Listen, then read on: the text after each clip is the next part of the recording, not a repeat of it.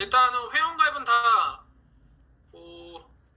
완료가 됐다는 가정하에 아이템에 대해서 설명을 드리면, 당연히 잘 팔리는 아이템이 있고 덜 팔리는 아이템이 있죠. 아무래도 잘 팔리는 아이템 같은 경우는 이미 많이 팔리고 있는 것들이죠. 대부분 화장품이나 그런 것들 많이 팔리고 있는 것들인데, 그런 것들만 그런 것들을 경쟁이 심하니까 우리는 못 팔겠지라고 하지만 모든 상품이 다 그런 건 아니니까 일부 상품에 대해서 여러분들이 좀만 체킹을 하시면 제품을 판매하실 수 있는 부분도 있으니까 그런 것도 있고, 판매 경쟁이 심하지 않은 제품 같은 경우는 예를 들어서 일본에서 많이 안 찾는 상품이겠죠. 근데 어떻게 보면 많은 셀러들이 올려놓지 않은, 그러니까 고객들은 찾고 있는데 올려놓지 않은 상품일 수도 있고, 그런 상품들을 올려놓으시면 굉장히 좋다. 이제 이러시는 것도 있죠.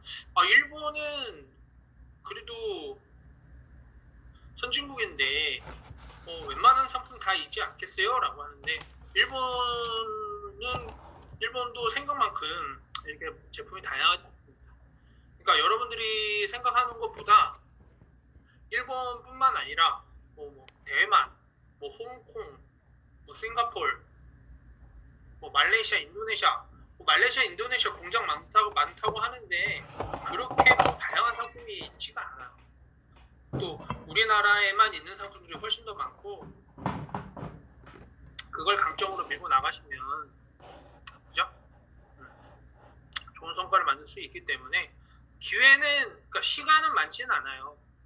아시겠지만 국내 경기가 점점 안 좋아지다 보니까는 판매할 수 있는 아이템도 많이 줄고 있는 건 사실이에요.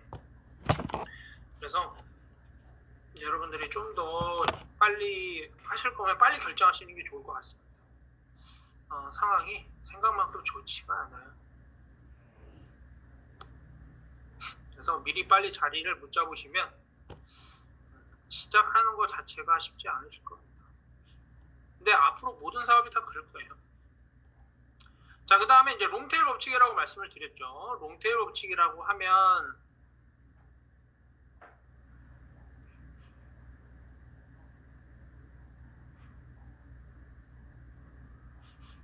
롱테일 법칙이라고 하면 뭐라고 그랬죠? 잘 팔리는 아이템의 20%도 20%가 그러니까 실제 판매자의 매출에 큰 영향을 주지만, 안 팔리는 80%의 아이템도 제 매출에 큰 영향을 준다. 그러니까 한마디로 말해서 여러분의 상품이 구글에 노출이 되냐, 네이버에 노출이 되냐, 이 차이만 느끼시면 될 것 같아요. 구글은 전 세계에서 많이 쓰죠. 전 세계에서. 네이버는 어디서만 써? 한국에서만 쓰는 거죠. 그죠? 구글은 전 세계, 네이버는 국내. 이렇게만 생각하시면 됩니다. 당연히 한국에 파시려면 제가 봤을 때는 네이버를 벗어나지는 못하실 것 같아요. 판매에 있어서. 근데 요즘 사람들 실제로 쇼핑할 때는 네이버를 많이 검색하지만 중요 자료는 구글에서 많이 검색을 하죠. 그래서 네이버가 초에 어떻게 될지 모르겠는데, 일단 쇼핑 쪽에서는 강점이 있는 건 확실한 것 같아요. 자, 그 다음에 이제 아이템 벤치마킹 Q10에 들어가서 한국 셀러 찾아보시고, 아마존 재팬에 가셔도 한번 찾아보시고, 라쿠텐 이런 것도 있어요. 라쿠텐에는 제품이 있는데 Q10에는 그 제품이 없는 케이스도 많아요.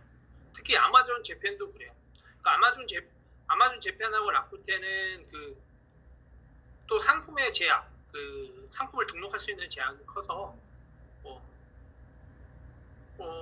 오히려 Q10보다는 제품이 많이 없을 수도 있고, 또 하나의 강점은 뭐냐면 아마존 재팬하고 라쿠텐은 수수료라는 게 비싸가지고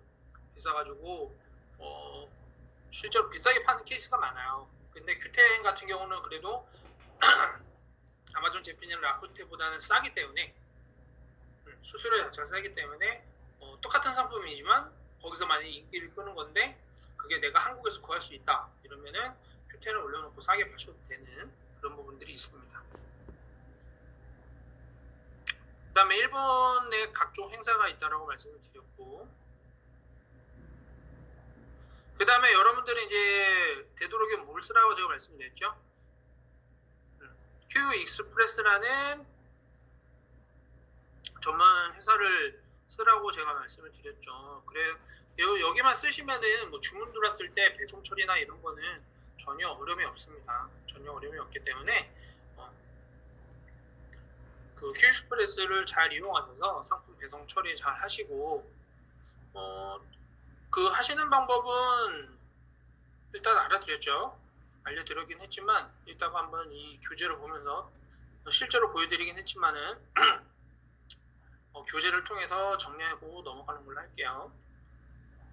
그 다음에 이제 해외 배송하실 때는 제가 조심해야 된다는 게 있었죠. 뭐예요? 부피 무게값이라는 거, 그걸 조심해야 된다고 제가 말씀드렸죠.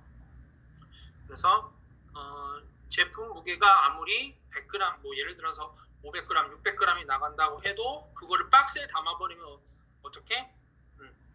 부피 무게값으로 나간다고 했어요. 그래서 부피 무게값 측정하는 거는 어떻게? 가로, 세로, 높이를 곱한 다음에 숫자 어떻게? 6000으로 나눈다. 그러면 부피 무게값이 나오게 되어 있다. 그래서 실제 무게, 제품 박스 포장했을 때 실제 무게는 예를 들어서 500g이지만 그 박스가 너무 커서 부피 무게값 측정을 했더니 그게 2kg가 나왔다. 그러면 실제 상품은 뭐야? 2kg에 나간다. 2kg에 나간다. 이렇게 생각하시면 될 거예요. 그래서 어떻게 해외 판매는 포장도 기술이다. 포장도 기술이에요. 해외 배송료율은 이렇게 나왔죠. 엔화로 가져가는 거고 이 퀵스프레스의 또 장점이 뭐냐면 일단은 또 하나 말씀드리면 제가 원래는 아마존이랑 수업을 하려고 했다가 q10으로 바꾼 이유 중에 뭐냐면 퀵스프레스가 그래도 일본 쪽으로 안정적으로 배송을 해주고 있어요. 근데 여러분들이 아마존을 하게 되면 그 배송 부분에서 문제가 많이 되실 수도 있고 상품 등록에서도 문제가 많이 되실 수 있기 때문에 q10을 선택을 했던 거고요. 그래서 퀵스프레스라는 게 안전하게 배송될 수 있게 서비스를 하고 있기 때문에 여러분들한테 말씀을 드렸고 그리고 지금 코로나 때문에 사실상 미국, 특히나 미국 쪽 이쪽은요 우체국 같은 경우 일본은 안 돼요 아직. 미국은 되는데 배송비가 2배가 뛰었어요. 2배가. 그러니까 뭐 1kg에 거의 18,000원, 20,000원 이렇게 잡아야 되니까 그 정도로 배송비도 많이 비싸졌고 그리고 정확히 들어갈지 안 들어갈지 그것도 쉽지가 않아요. 그것도 쉽지는 않아서 원형 포장도 다 부피값 적용받죠. 그래서 이거 같은 경우도 보시면은 그래서 여러분들이 그나마 퀵익스프레스를 통해서 어떻게 제품의 배송이 잘 되는 쪽으로 해서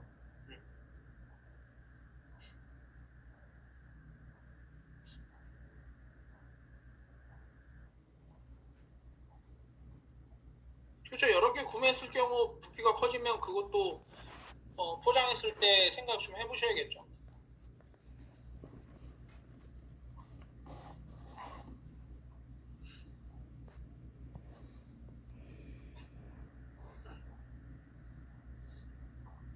그래서 조금 더 여유를 두시고 하시는 게 좋고 어차피 부품 요기 값은 어떻게 뭐든지 다 포장했을 때 딱 거기가 가기 전에 그 포장 상태에서 측정하셔야 돼요. 아무래도 좀 만약에 단가 계산하실 때 좀 더 여유 있게 계산을 하셔야겠죠. 너무 빡빡하게 잡았다가는 그죠?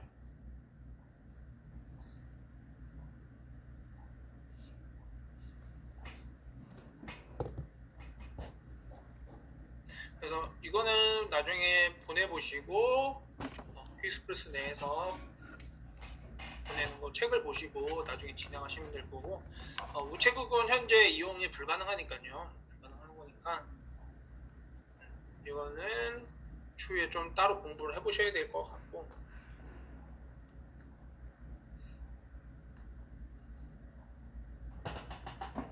그리고 배송비도 직접 만들어 보셨죠, 그죠? 배송비도 만드는 거 직접 한번 해봤습니다. 그리고 이제 판매가 계산하시는 것도 다 보여드렸죠. 그래서 기본 판매가 만들 때 어떻게 상품 매입가 그리고 해외 배송비 마진 그리고 수수료를 나눠서 그 다음에 어떻게 환율로 나눠준 다음에 곱하기 100. 이거는 뭐 제가 간단하게 만든 것도 한번 그 엑셀로 보내드렸으니까 받으신 분은 그걸로 해서 해결하시면 될 것 같고요. 그리고 관부가세 나온다고 그랬죠. 관부가세. 일단은 만약에 퀵익스프레스로 보내셔도 퀵익스프레스로 보내는데 아까 뭐 말씀 잘하시는데 합배송이 됐어. 근데 한 개에 예를 들어서 5,000엔짜리야. 5,000엔. 아니야. 예를 들어서 한 개에 5,000엔짜리야. 그런데 고객이 4개를 샀어. 그럼 20,000엔이죠. 20,000엔. 20,000엔. 그죠? 20,000엔이면 어떻게? 관세가 발생할 수 있죠. 그렇게 되면. 그렇게 되면 발생을 할 수 있기 때문에 이따가 상품 리스팅하면서 고객이 뭐 예를 들어서 한 번에 몇 개씩밖에 못 사게 제한할 수 있는 그거를 제가 일단은 설정을 보여드릴게요. 설정을. 그래서 그걸 안 해놓으시게 되면 어떻게 돼요? 만약에 그대로 보내시게 되면 16,600엔이 넘기 때문에 그게 돼요. 관세가 납니다. 관세. 그래서 상품 리스팅할 때 어떻게 한 번 결제할 때 뭐 2번까지 연속으로 결제는 해도 되는데 그래서 고객이 예를 들어서 내 상품을 제가 한 번 살 때에 한 번밖에 결제를 못한다 이렇게 해놓으면 예를 들어서 한 고객이 10번을 주문을 하게 되는 거죠. 그렇게 되면 그 10개를 한 번에 보내시는 게 아니라 그거는 따로따로 포장해야 되겠죠. 주문 번호도 다르기 때문에 따로따로 포장해야 되기 때문에 그런 거 같은 경우는 한꺼번에 보내시는 게 아니라 뭐 하루 이틀 시간차를 두고 보내시면 돼요. 그런 것들. 그러면은 관세에 걸릴 일이 없는데 고객이 10번에 걸쳐서 주문을 했다고 쳐도 그냥 한 번에 보내면 되겠지 이러면은 그 주문 그 고객 주소 일치로 인해 가지고 그게 합산이 될 수도 있어요. 우리나라도 똑같죠. 우리나라도 해외 직구할 때 여기서 뭐 다른 데서 뭐 아마존에서 산 거, 뭐 라쿠텐에서 산 거, 뭐 여기서 산 거 있는데 그게 한꺼번에 일주일 안에 한꺼번에 막 왕창 온다. 그러면은 그게 합산이 돼가지고 15만 원이 넘게 되면 그죠? 관부가세가 나오게 되죠. 그거는 한국도 똑같아요. 그래서 웬만하면 시간차를 두고 보내시는 게 낫다. 뭐 이렇게 대량 구매가 이루어졌을 경우에는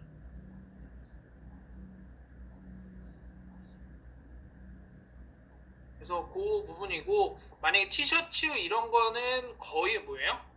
티셔츠 이런 거는 거의 관세가 나온다.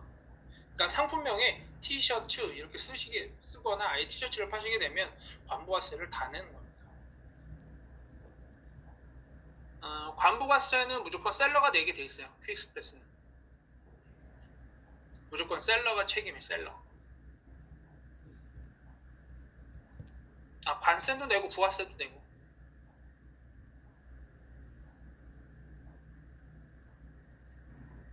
그리고 그거는 모두 셀러가 낸다. 그리고 신발 같은 경우도 가죽 그 부분이 포함이 되어 있는지 안 되어 있는지도 확인하셔야 돼요.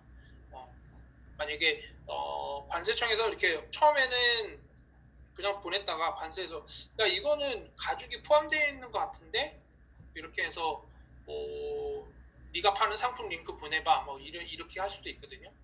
그렇게 되면은 만약에 신발이 나오게 되면 이건 관세가 너무 세요. 가죽 신발 같은 경우.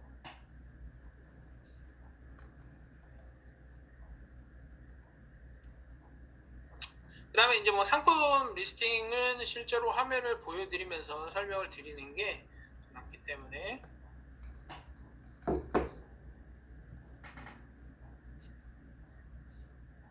자 모든 거를 들어갈 때는 어디? 맨 밑에 QSM이라는 데를 들어가